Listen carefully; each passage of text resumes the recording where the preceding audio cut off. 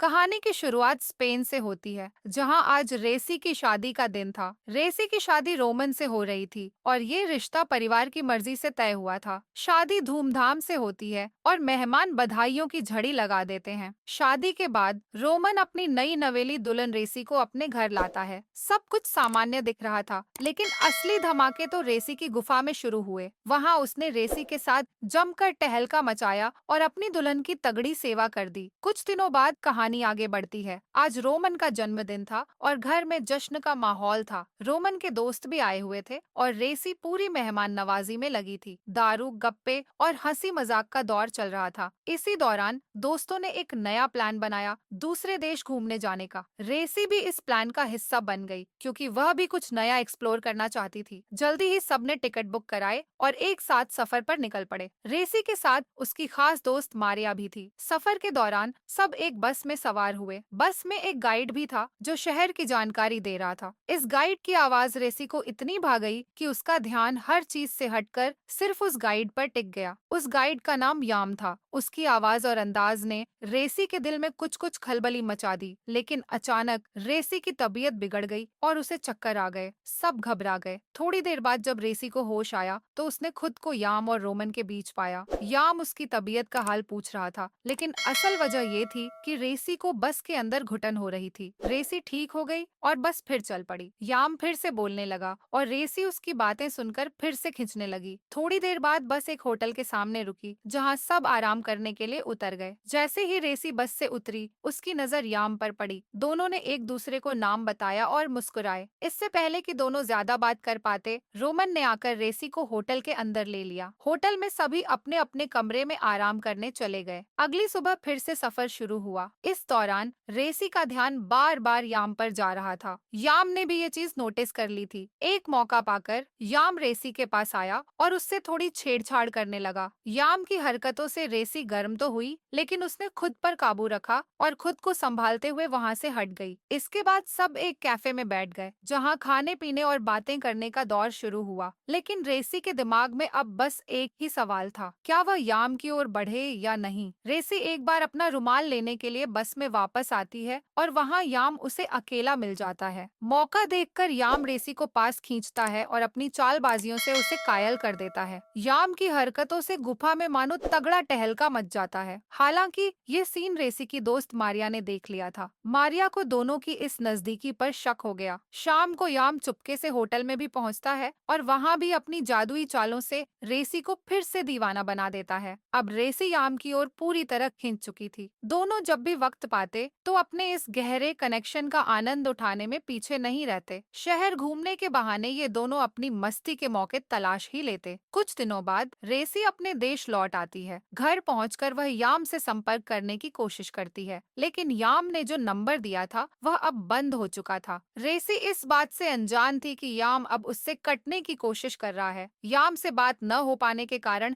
रेसी धीरे धीरे मायूस रहने लगी। उसकी उदासी देखकर मारिया ने उससे इसका कारण पूछा। रेसी ने खुलकर बता दिया कि उसे याम से प्यार हो गया है। मारिया ने उसे समझाने की कोशिश की कि वह सब कुछ भूल जाए, लेकिन रेसी ने उसकी बातों को अनसुना कर दिया। थोड़े दिन बाद रेसी को पता चलता है कि वह माँ बनने वाली है। जब उसने यह बात रोमन को बताई तो रोमन का चेहरा उतर गया। उसने रेसी को बताया कि डॉक्टर ने उसे पहले ही बता दिया था कि वह गुफा में तो धमाल कर सकता है, लेकिन पिता बनने का सुख उसे कभी नहीं मिलेगा। यह सुनकर रेसी चौंक गई। उसे याद आया कि उसने शादी के वक्त रोमन को बताया था कि वह बच्चा नहीं चाहती। रोमन ने इसी शर्त पर उससे शादी की थी। जब रोमन ने पूछा कि पेट में पल रहे बच्चे का पिता कौन है, तो रेसी ने साफ साफ उसे याम के बारे में बता दिया। रोमन यह सुनकर सन्न रह गया, लेकिन समाज के डर से उसने रेसी को तलाक देने से इनकार कर दिया और बच्चे को अपना नाम देने की बात कही। रेसी याम को भी यह खुशखबरी देना चाहती थी, लेकिन उसकी तमाम कोशिशों के बाद भी याम से संपर्क नहीं हो पाया।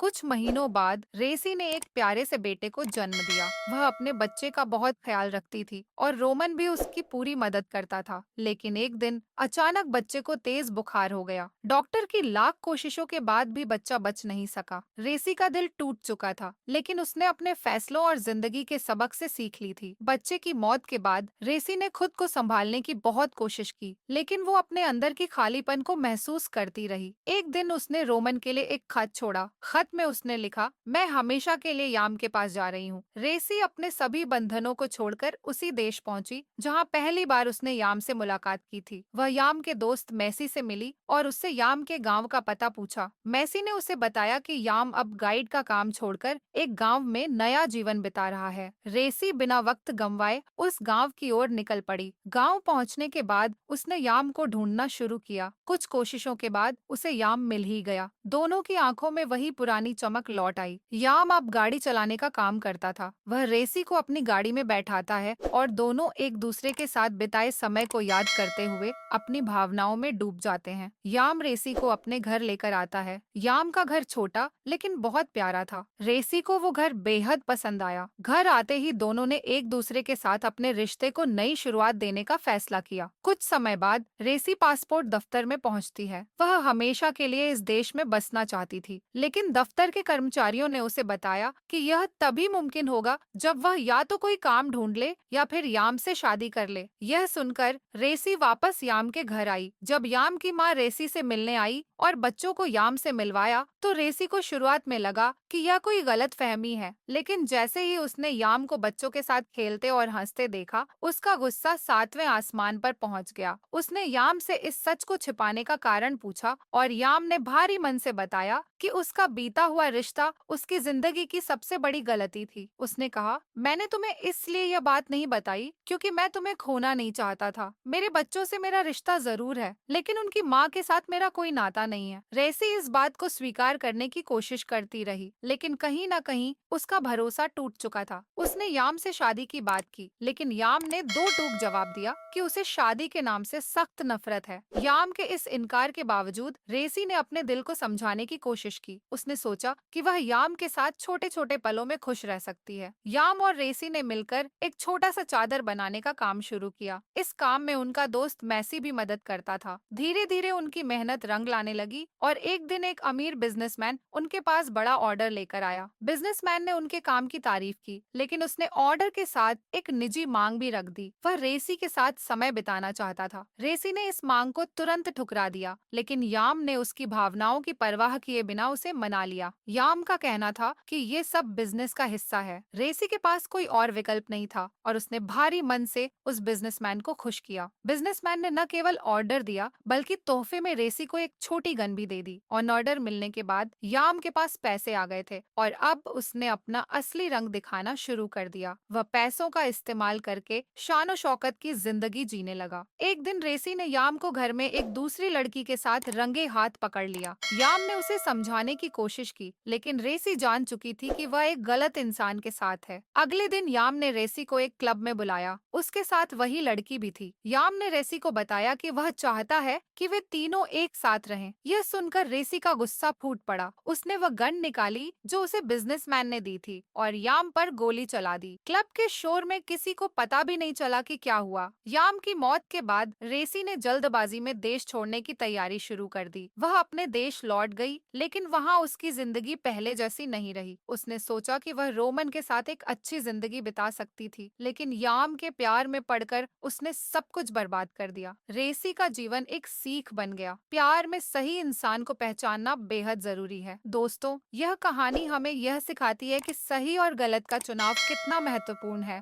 अगर आपको ये वीडियो पसंद आई हो तो हमारे चैनल को सब्सक्राइब करना ना भूलें। अगली बार फिर मिलेंगे एक नई कहानी के साथ। तब तक के लिए नमस्कार।